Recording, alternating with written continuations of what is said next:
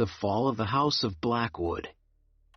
It was a dark and soundless day near the end of the year. I came within sight of the House of Blackwood.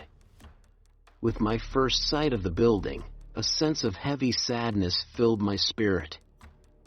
I looked at the scene before me, at the house itself, at the empty, eye-like windows, and at a few dead trees. There was a coldness, a sickening of the heart. Its owner was named Julian Blackwood. We had been friends when we were boys.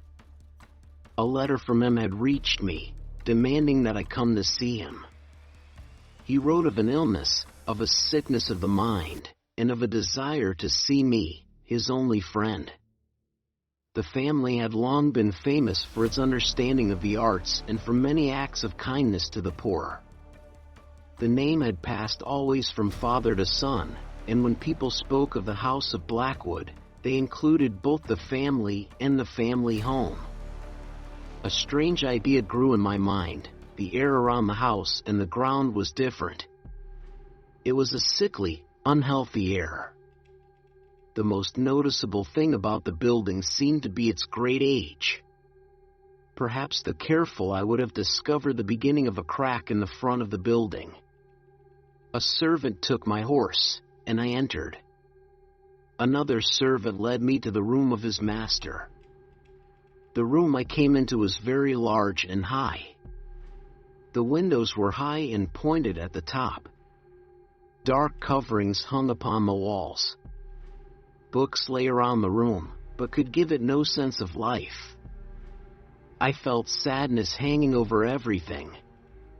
As I entered the room, Julian stood up and met me with warmth. His appearance had changed greatly. He had gray-white skin, eyes large and full of light, lips of a beautiful shape, a well-shaped nose, hair of great softness. His condition was a family sickness, he said, a nervous illness. He suffered much from a sickly increase in the feeling of all the senses. He could eat only the most tasteless food. His eyes were hurt by even a little light, and there were few sounds which did not fill him with horror. He appeared like a spirit from beyond the grave. It was an illness, he said, from which he would surely die. He called his sickness fear. He had certain fears about the house in which he lived. He felt that the house had a strong hold on his spirit. Much of the gloom was caused by the illness of his sister, Clara, his only company for many years. When she dies, he said, I will be the last of the House of Blackwood. The illness of Lady Clara had long been beyond help. She cared about nothing. By the evening of the day I arrived, the power of her illness was too strong for her. I learned that my one sight of her would probably be the last. For several days, her name was not spoken by either Julian or myself, and during this period, I was busy with efforts to lift my friend out of his sadness. We painted and read together, or listened to the wild music he played. A warmer and more loving friendship grew between us. One evening, Julian told me that Clara was no more. He said he was going to keep her body for a time in one of the many vaults inside the building, because of the nature of her illness and the great distance to the graveyard. We too carried her body to its resting place. The vault was small and dark. As we placed Lady Clara in this room, I saw for the first time the great likeness between brother and sister. Julian told me then that they were twins. We looked down at the dead face one last time, and I was filled with wonder. As she lay there, the Lady Clara looked not dead but asleep.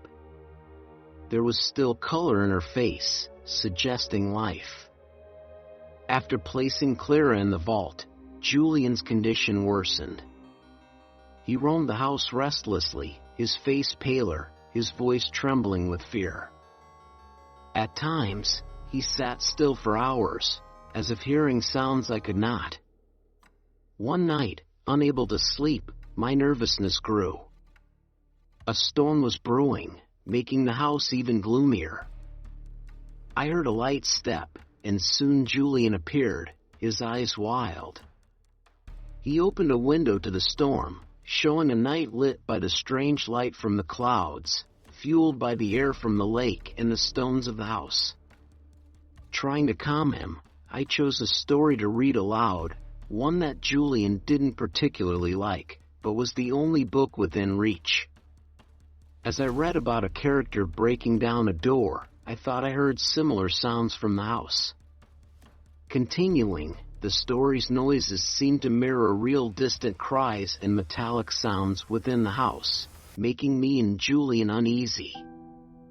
Julian then confessed he had heard his sister's movements in the vault days ago, but had been too afraid to speak.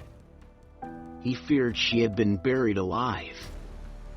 Suddenly, he screamed that she was at the door.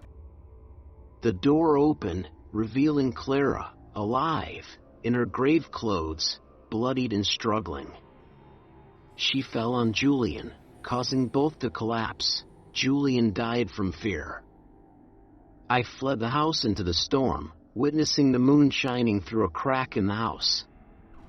The house then collapsed into the lake, leaving no trace of the House of Blackwood. Wow, that story gave us the chills, didn't it? But there's more to it than just fear. Did you notice how Julian's illness in the story wasn't just about being sick? It's actually a symbol for something much bigger, our fears of the unknown, the fear of death, and the heavy burdens of our past. Julian's family home, the grand but gloomy House of Blackwood, isn't just a building. It represents the heavy weight of family expectations and history, making Julian's fears and worries even worse. And, while we might not live in dark, old houses, we all have our own modern pressures. Things like comparing ourselves to others on social media, worrying about our jobs, or feeling like we always need to be better can make us feel trapped in a house of anxiety and fear. Does any part of the story make you think about your own fears or worries? What are your scary houses, the things that make you feel anxious or afraid? How can we support each other to face and overcome these fears? I'd love to hear your thoughts in the comments. Remember, even when things seem dark and scary, there's always a light of hope. For more thought-provoking stories, check out our recommended playlist. Subscribe for more great stories to help you learn and think in English.